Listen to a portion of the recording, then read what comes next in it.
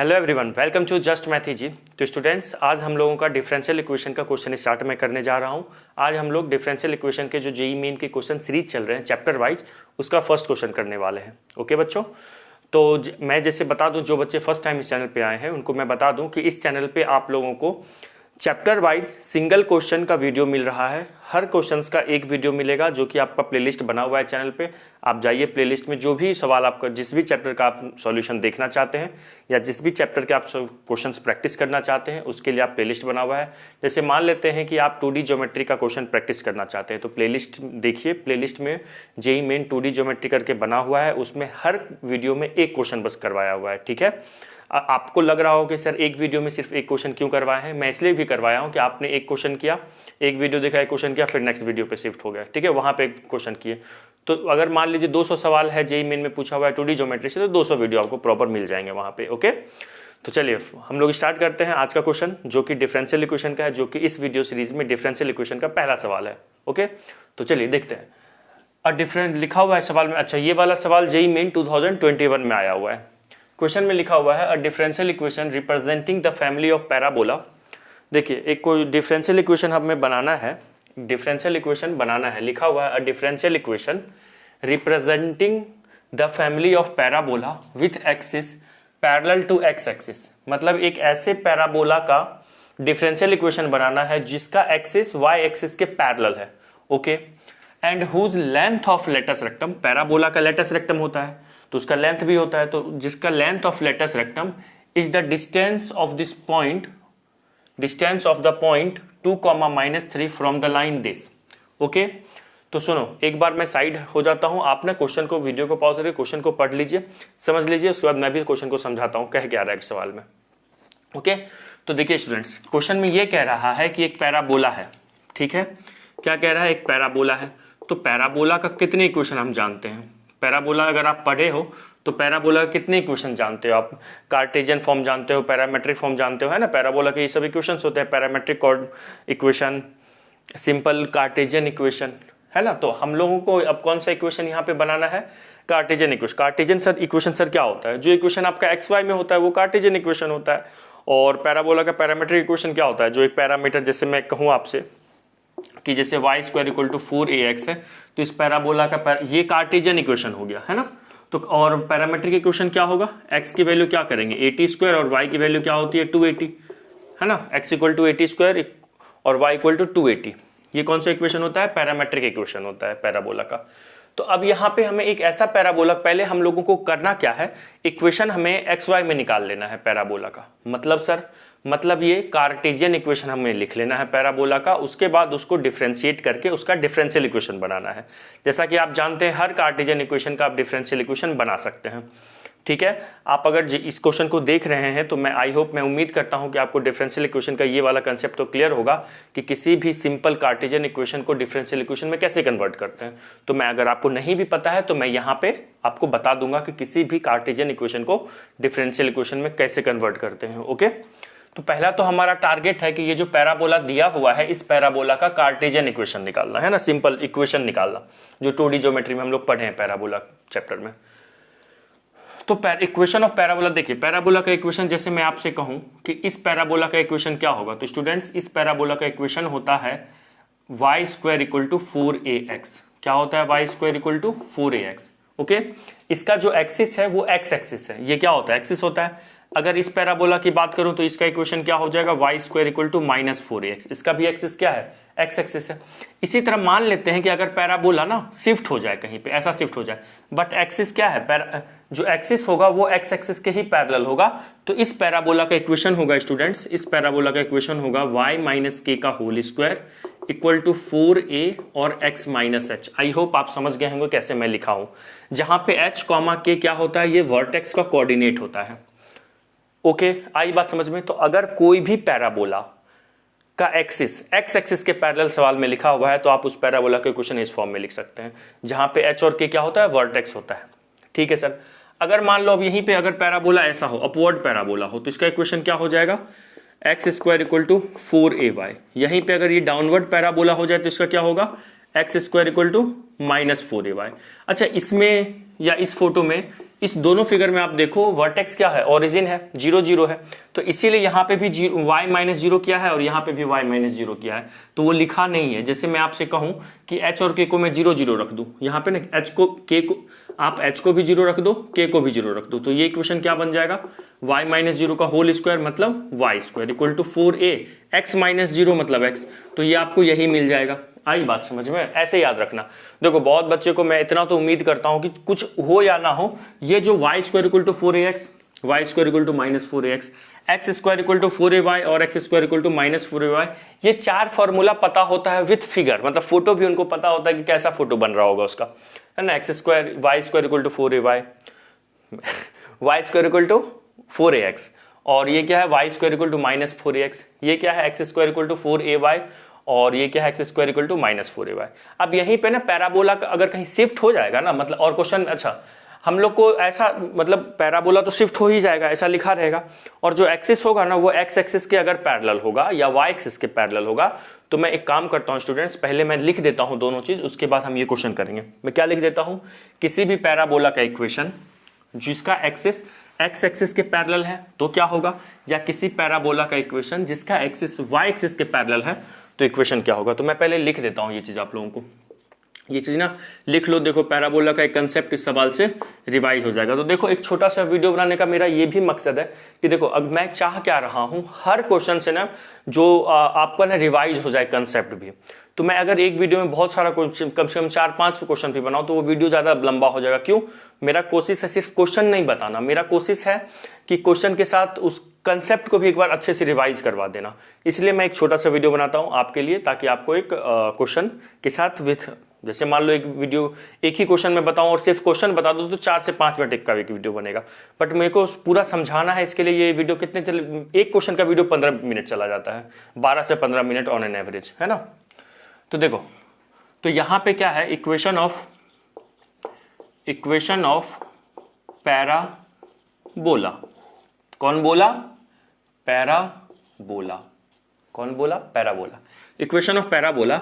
तो अब इसमें ना दो केस होगा। अगर लिखेंगे पहला, इफ एक्सिस इज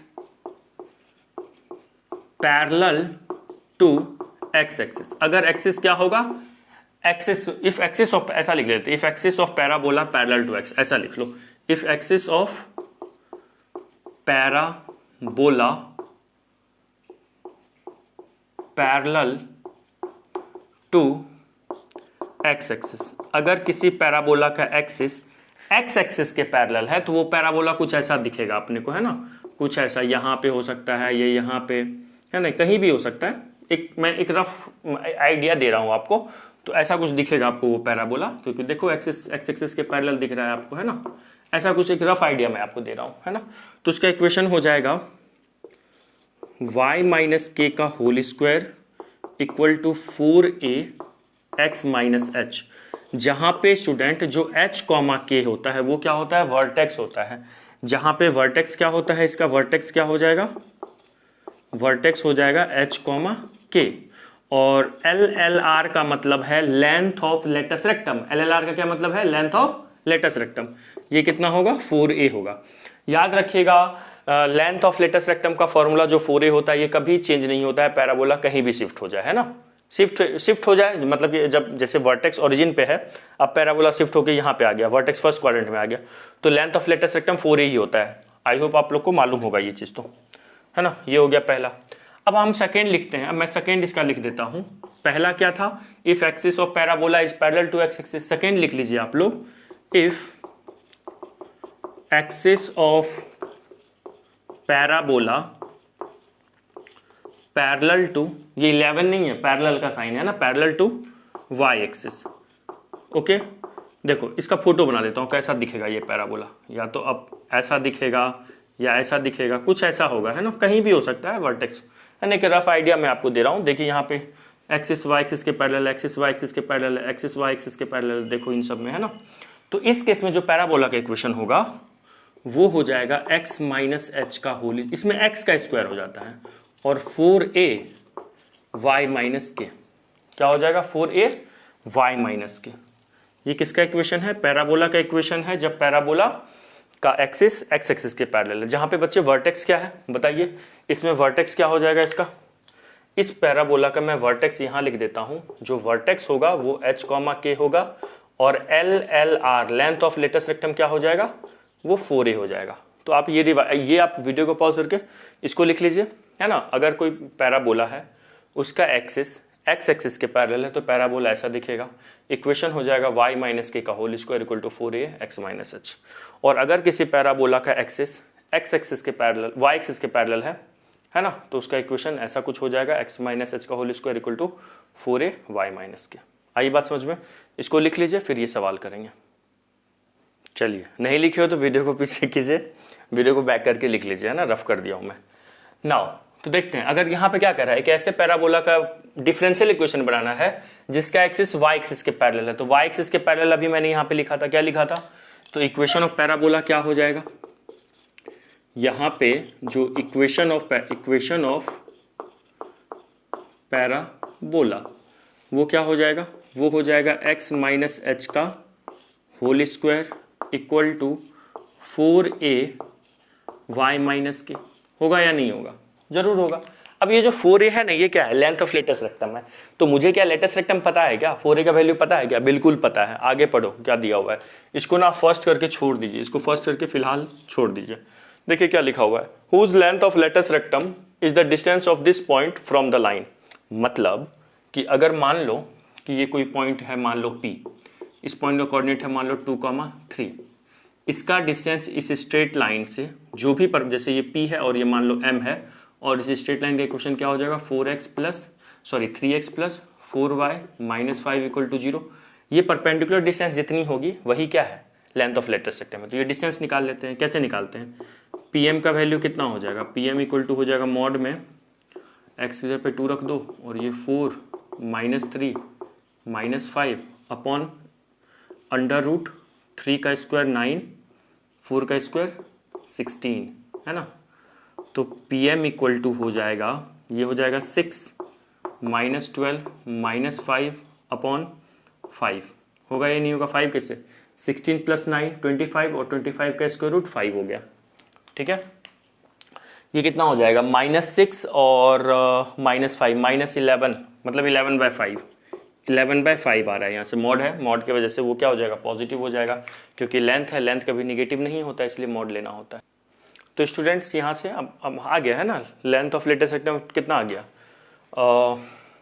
ये क्या है, यही तो डिस्टेंस है, यही तो LLR क्वेश्चन में दिया हुआ है। LLR मतलब लेंथ ऑफ लेटेस्ट रेक्टम कितनी दी हुई है, 4/5, मतलब ये 4a का वैल्यू, सॉरी 4/5 नहीं 11/5। तो 11/5 का वैल्यू क्या है, 4a का वैल्यू क्या है, 11/5 है। इस वैल्यू को यहाँ पे रख दो, तो ये कितना हो जाएगा, x माइनस एच का whole square equal to 4a का वैल्यू क्या हो जाएगा, 11/5 और ये y माइनस के। अब सुनो, अब यहीं पे तो मेन मुद्दा है, अब क्या किया जाए, तो सुनिएगा अब क्या किया जाएगा। डिफरेंशियल इक्वेशन बनाने के लिए किसी भी कार्टेशियन इक्वेशन को डिफरेंशियल इक्वेशन बनाने के लिए जितने भी उस इक्वेशन में आर्बिट्रेरी कांस्टेंट होते हैं, सर ये आर्बिट्रेरी कांस्टेंट क्या होता है, एक ऐसा है कांस्टेंट जो कांस्टेंट भी हो और चेंज भी हो। जैसे ये जो h के है ये वर्टेक्स है, तो अलग अलग वर्टेक्स के लिए h और k की वैल्यू अलग अलग होगी, है ना। तो ये कांस्टेंट भी होगी और वेरिएबल भी होगी, मतलब अलग वर्टेक्स के लिए अलग कांस्टेंट का वैल्यू आ जाएगा, h और k का वैल्यू। तो इसमें कितने आर्बिट्रेरी कांस्टेंट है, 2 आर्बिट्रेरी कांस्टेंट है। तो कितने बार डिफरेंशिएट करेंगे, 2 बार करेंगे। और ऐसे भी आप ऑप्शन में देखो जितने भी डिफरेंशियल इक्वेशन है वो सब कितने सेकेंड ऑर्डर के हैं, तो मतलब 2 बार डिफरेंशिएट किया गया होगा। एक या तो यहाँ से हिंट ले लो या नहीं तो आपको पता ही है कि कितने बार करेंगे, 2 बार डिफरेंशिएट करेंगे। तो किसके रिस्पेक्ट में, x के रिस्पेक्ट में। Differentiate both sides with respect to x। x के रिस्पेक्ट में जरा डिफरेंशिएट करो, ये कितना हो जाएगा, 2 into x minus h equal to 11/5। इसका क्या हो जाएगा यहाँ पे, dy/dx। क्या होगा, dy/dx। अब क्या करो, ये 5 को इधर ले आओ, तो ये हो गया 10 x minus h equal to 11 dy/dx। Again differentiate कर दो, फिर से लिख दो, अगेन डिफ्रेंशिएट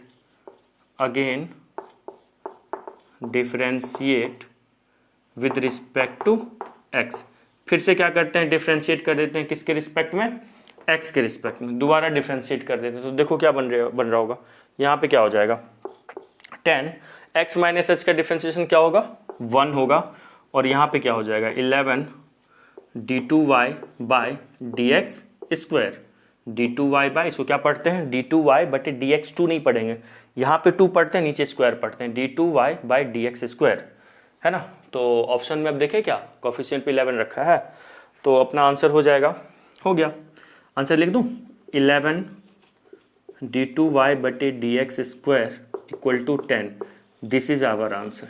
तो आंसर देखिए क्या है, आंसर हो गया 11, ऑप्शन देखो ये दोनों तो होगा ही नहीं क्योंकि इसमें इसका कोफिशिएंट क्या 10 दिया हुआ है, यहाँ पे अपना 11 है, तो ऑप्शन d2, ऑप्शन बी है ना, इसमें तो d2x है, ये भी गलत है, option B is the correct answer.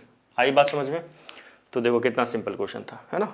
तो हमें यहाँ पे 2 चीज़ चेक हो गया, और या फिर हम कह सकते हैं 2 चीज़ हमारा इस सवाल से रिवाइज हो गया। पहला चीज़, 2 नहीं 3 चीज़ रिवाइज हो गया। कैसे, पैराबोला का इक्वेशन कि अगर एक्स एक्सिस के पैरेलल होता है तो पैराबोला का इक्वेशन क्या होता है, वाई एक्सिस के पैरेलल होता है तो पैराबोला का इक्वेशन क्या होता है, ये रिवाइज हो गया। दूसरा, किसी भी पॉइंट का किसी लाइन से डिस्टेंस फॉर्मूला रिवाइज हो गया। तीसरा, किसी भी इक्वेशन को डिफरेंशियल इक्वेशन बनाते हैं तो कितने बार डिफरेंशिएट करते हैं, कितने बार करते हैं स्टूडेंट्स, जितने नंबर ऑफ आर्बिट्रेरी कांस्टेंट होते हैं उतने बार क्या किया जाता है, डिफरेंशिएट किया जाता है। आई बात समझ में। तो यहाँ पे कितने बार डिफरेंशिएट करना पड़ा, 2 बार करना पड़ा, और ये आंसर हो गया। आई बात समझ में। तो चलिए मिलते हैं नेक्स्ट क्लास में नेक्स्ट क्वेश्चन के साथ, तब तक के लिए bye, have a nice day.